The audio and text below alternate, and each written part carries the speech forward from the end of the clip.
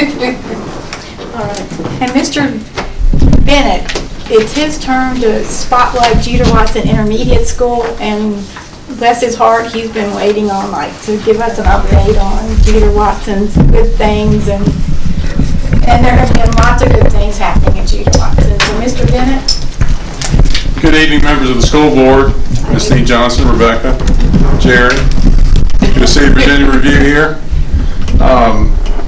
First of all, thank you very much for honoring what Friday night we got to watch the NBA Finals, and Kevin Durant was awarded the most valuable player of the Golden State Warriors. Could have been Steph Curry, but they elected to go with Kevin Durant. But you got to see some of my most valuable students here tonight.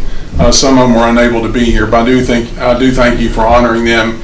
Even in the society that we live in, I still think it's good to recognize those kids that achieve and work hard. And when that bar is raised, those kids that were here tonight and some of that would have been honored if they'd have been here, definitely have worked hard to get over that bar, because they are some really, really strong students there at Jeter Watson. Not sure exactly what you wanted to hear from Jeter Watson, so I jotted down a few things. First of all, I don't think this is actual public knowledge, so I'm just going to pass this paper around, but I am very proud of these numbers that you're going to see here. These are preliminary. You all know that we're tested in reading and math, and 5th grade reading and math, social studies, and science. Those are some very good numbers there. We have really, really worked hard on reading.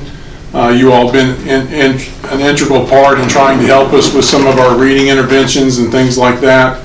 As we've sort of swung our pendulum towards reading, our math has sort of,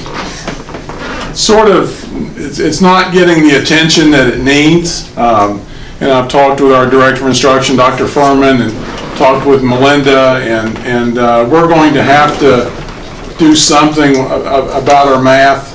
If not, we need to be proactive about it.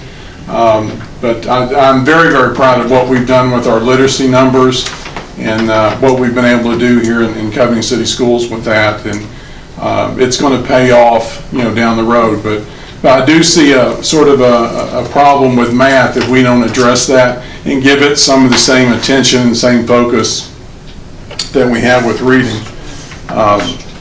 Our end of the year went really, really well. We had a wonderful 7th grade stepping up ceremony there at the last week of school.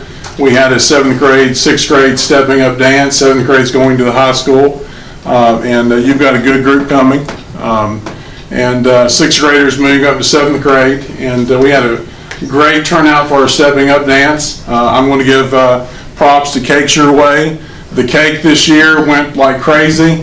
If you haven't had a cake from Cakes Your Way, you need to go down there across from the post office and get you one. Cupcakes are good there too. But it was a great group, great turnout, and that's my first group of 7th graders. They were 4th graders when I first came to Jeter Watson. So it's my first group that I've watched go all the way through, and they were special.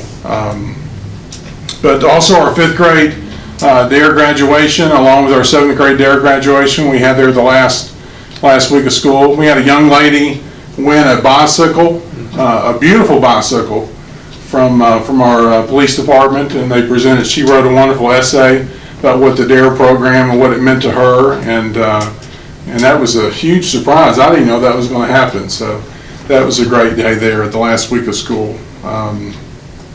Little update of where we are since school got out. We've been reorganizing, sort of. I think Ms. Steve Johnson kind of laid the framework. We've been kind of moving some people around and looking where people would be a little bit stronger.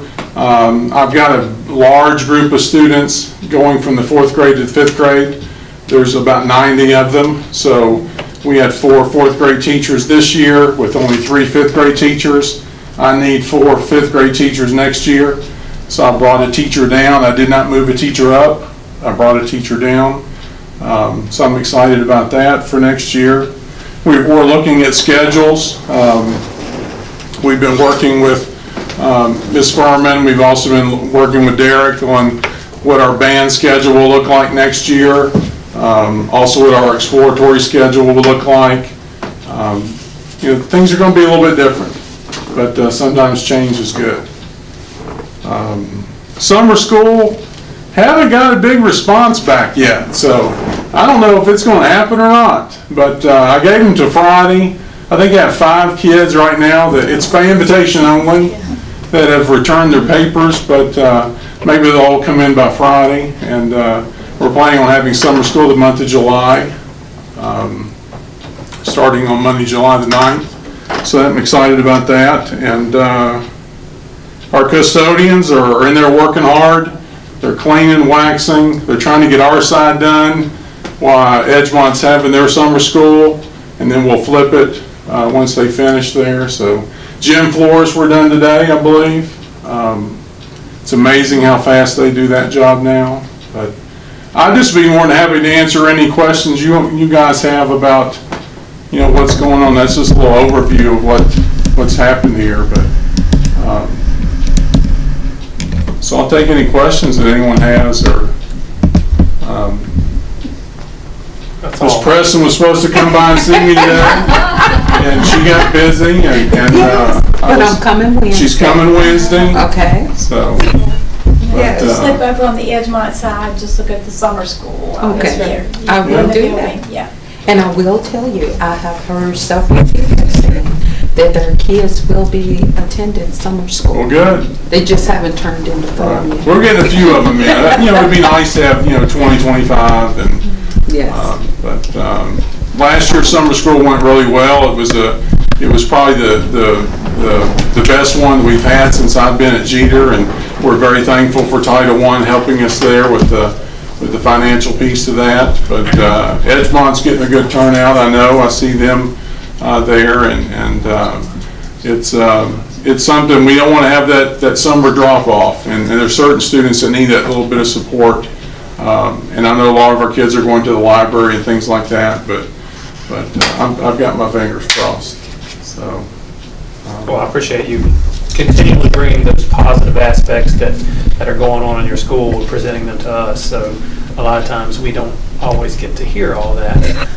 Sometimes what we're brought is something that is negative that may be going on, or something we have to fix, or things like that. There's always negative things on Facebook. I know we're not perfect. I'm not perfect. Our staff's not perfect. We make mistakes. We apologize when we do. I try to be on the side that's right, whether that's a parent issue, a student issue, or a faculty issue. I'm sort of like a lot of times I'm a referee. I make a decision. I'm going to make half the people happy. The other half, I'm going to make them upset. But you got to make those decisions sometimes, and it's nice to have the support from our superintendent on some of those tough calls. But we've got a good thing going at Jeter Watson, and we only want to do better.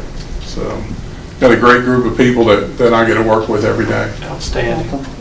I would like to hear a little bit about, you intrigued my interest a couple months ago when you reported on your Light My Light, part of your bullying program. Can you talk a little bit about that, how it's going, and things of that nature? It's going good, but again, back to that, I stole it from watching a basketball game, but we all have an inner being, we all have an inner light, and not every day, is that shining all the time. And so I've tried to tell the kids, if you see somebody who's not having a good day or whatever, go light their candle, go say something positive, go say something that's uplifting, maybe just, put your arm around them, or just, sit with them that day or whatever. And because when you light somebody else's candle, like when you light one candle to another, you don't lose anything. You lit theirs and your flame is still there. Then I tell kids who sometimes, for whatever reasons, they struggle and they feel like their light's out all the time. Well, you go find people who are going to light your candle. So throughout announcements and at assemblies and things like that, I'm always talking about, you need to go light somebody's candle, or you find somebody that will light your candle, and it's just kind of picked up and kind of took a life of its own. And your Friday positive referrals are always always awe-inspiring when you see those kids come in and get their certificate, Yeah. get their treat, and their pictures in the paper, Yeah. and that's very If you positive. ever, you know, Yeah. and not that it always happens on Fridays at 1:30, but if you could ever get there, you know, call if we knew if you were coming, to be there in the office when you read those off that teachers have written, Melinda's been there and Dr. Furman's been there. It's a lot of fun to do. I mean, it's a great way to end your week. And they're very, you know, just the little things, just to know that somebody's recognized them for something they've done. It has a big impact. That's a lot of fun I get to do. It is very much a lot of fun. Mr. Bennett, thank you. Thank you all. Thank you very much. Thank you.